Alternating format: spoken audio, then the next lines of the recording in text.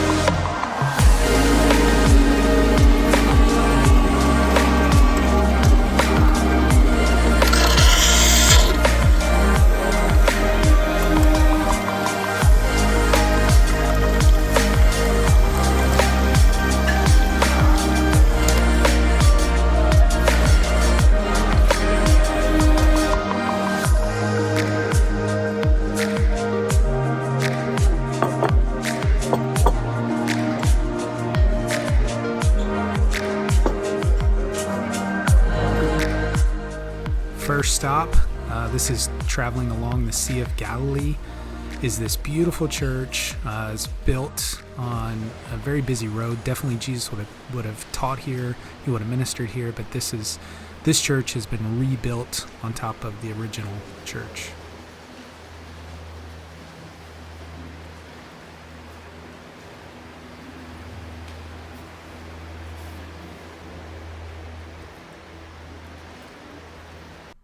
It's the Mount of Beatitudes. This hill, this place was incredible. Just to imagine Jesus teaching here from Matthew chapter 5. And man, what a joy it was to worship up on this hill.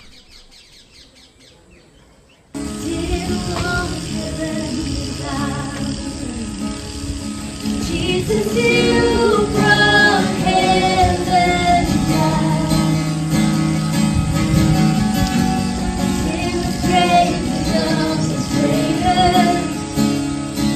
What could separate us now? What a wonderful name it is. What a wonderful name it is. The name of Jesus Christ, my King. What a wonderful name it is. Nothing can stand against. What a wonderful name it is. The name of Jesus. What a wonderful name it is.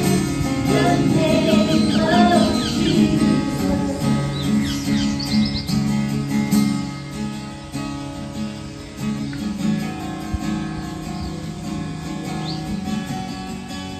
Jesus, we declare you beautiful, holy, we love you. There is none like you, God. Come on, just lift your hands right here, right now. We declare your beauty in this place. You are beautiful. Jesus, you are beautiful.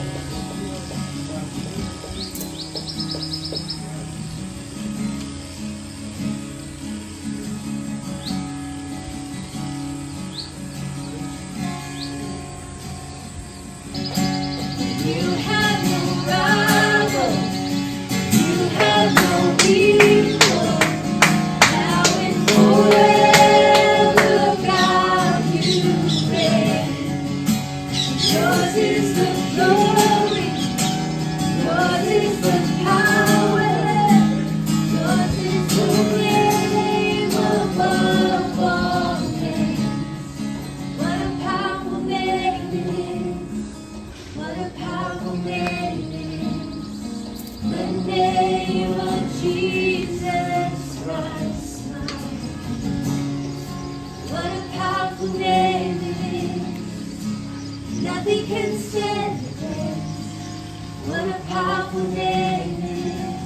The name of Jesus. This is at the Mount of Beatitudes, or the Mount of Blessing. This is where we read in Matthew 5 of Jesus' Sermon on the Mount. And if just imagine up on this hill, there's a church here. This is said to believe the place where Jesus was sitting on a rock with 5,000 men and who knows how many women and children. But it's right here on the Sea of Galilee where Jesus ministered. And I've been preaching for years about an upside down kingdom. This is it. This is the place that Jesus delivered that message. I just think it's beautiful how God just designed the terrain, and the way this area is just designed by God is just beautiful because his voice projected and all those people could hear his words clearly.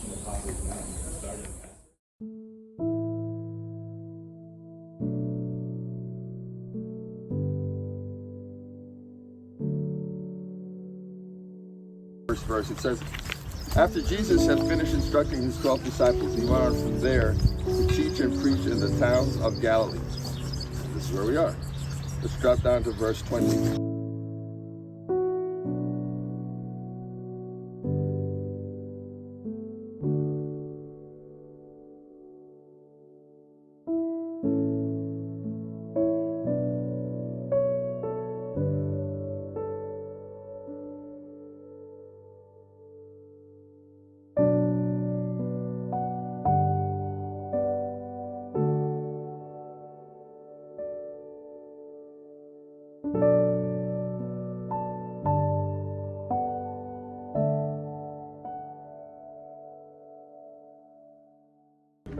Hey, we're here at the steps of the synagogue in Korazin, and Jesus specifically calls out this town. And what's amazing is we're standing in the place of entering into the synagogue that Jesus had to walk through because he knew the nature of this synagogue. He knew in calling them out by name, and just incredible moment here. I love as you walk up the steps, it says you take your time. It's a slow ascend into the presence of God. Take your time entering the presence of God. In many synagogues, we've seen different height steps and depth to the steps that require you to take your time, think about, and prepare your heart for the presence of the Lord as you enter in to these synagogues.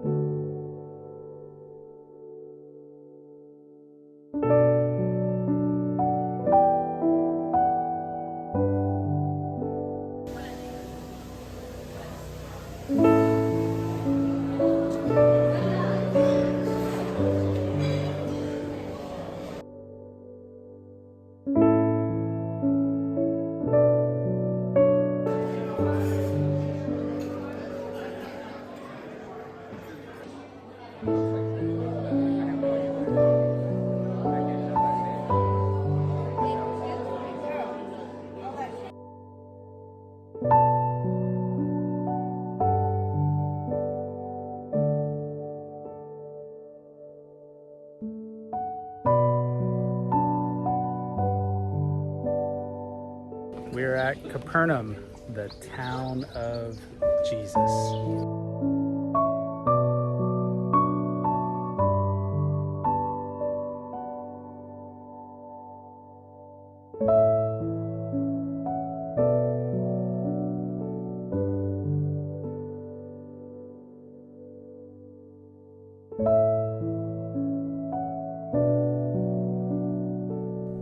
Capharnaum, the town of Jesus.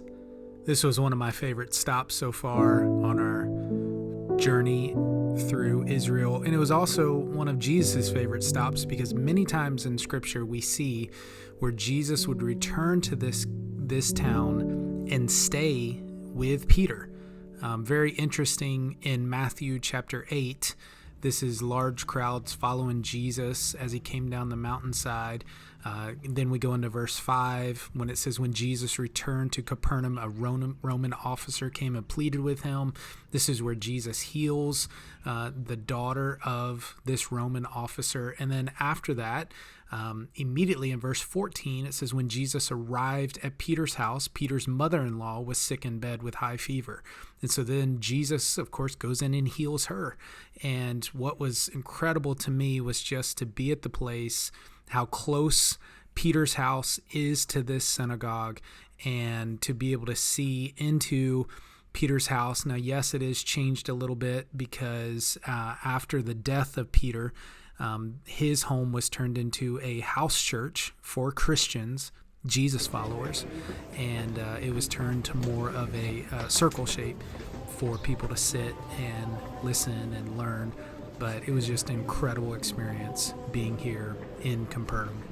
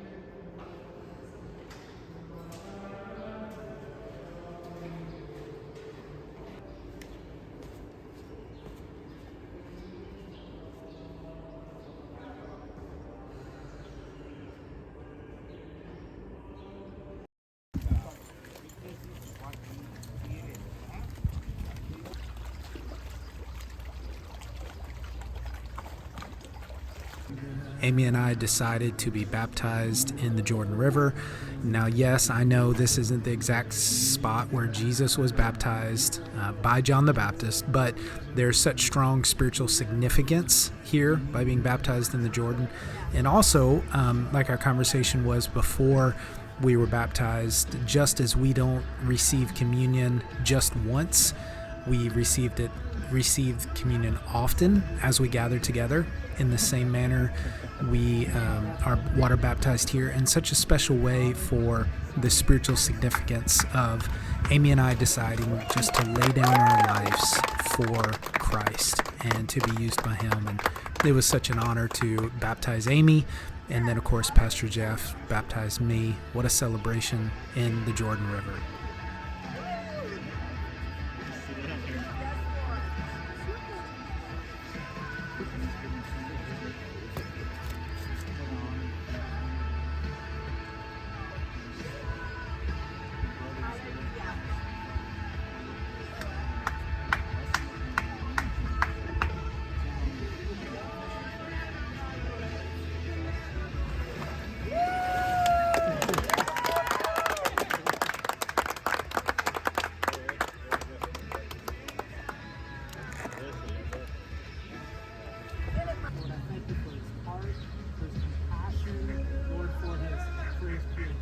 Thank you for his giftings, Lord.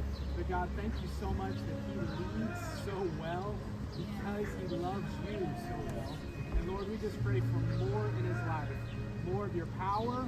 Here's our group surrounding Pastor Jeff, praying for him and ready to baptize him.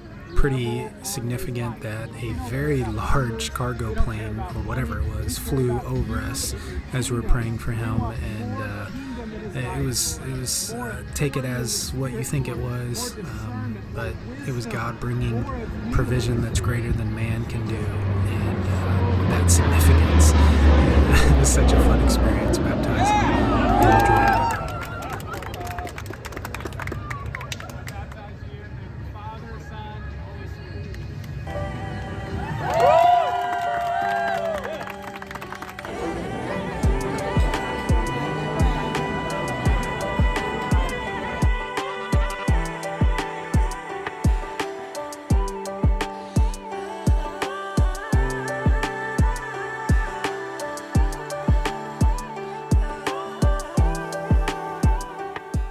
Alright, we're on the Sea of Galilee on a boat. This is where Jesus walked on water. This is where all those disciples fished and made a living before Jesus called them to fish for men.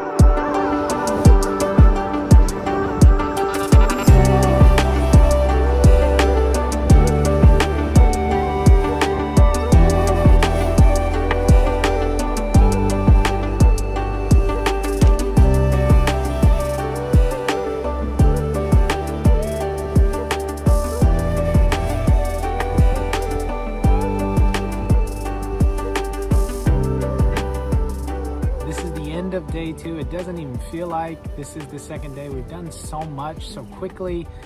Today was just a special day. We were talking earlier just about the special feeling in the presence of the Lord that's here in this land, and it's hard to describe. Like, other people have told me that, and we have friends that recently went to Israel, and they say the same thing. The pastor friend that we're on this trip with has said the same thing. But it's something to hear it, and it's another thing to experience it. That's right. There, like he said, there is just a special presence of the Lord here, and it's just so hard to just put into words and just capture for a video what that is. And it's so hard to explain. We're sitting here facing the Sea of Galilee. We're still here at the same hotel, the same stop, and today we had just an adventure all around the north side of the Sea of Galilee, and really to see the places where Jesus ministered. We stood in several of the same places that Jesus stood in, doorways of synagogues, Peter's house. We were right over that. We were on the water itself. We just experienced so many things, that the very place that Jesus was, and it's just incredible. And here's just something I want to leave on this video is it's not just a geography, it's not just a location. I mean, there is something special here in Israel, but it's just depending upon how open you want to be with your heart, and if you want to invite the Lord into your life. And so one of the things we just feel like on this trip has just increased our awareness just of Israel, the people that live in this great country, but also that we are the people and the children of God. That's who we are, the Jews and Gentiles, and just so thankful for Jesus and him shedding his blood for us. And so it's been just an incredible trip. We still have so much more ahead in this trip, but day 2, we really appreciate you following along these videos, and they've been fun and a challenge to get edited and then uploaded at the hotel with just weird, sketchy internet. And so just so appreciate you guys watching, and just thank you for hitting that like button and subscribing to our videos. We got so many more videos to come, so thank you guys.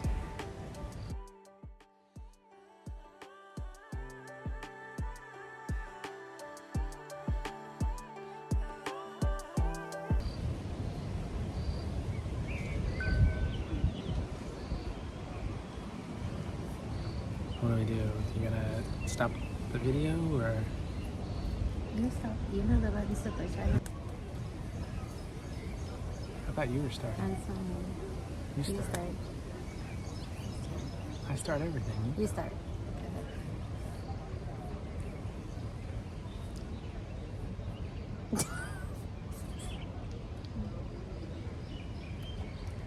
So this is day And 2. today It doesn't seem like the second day. You just gotta go.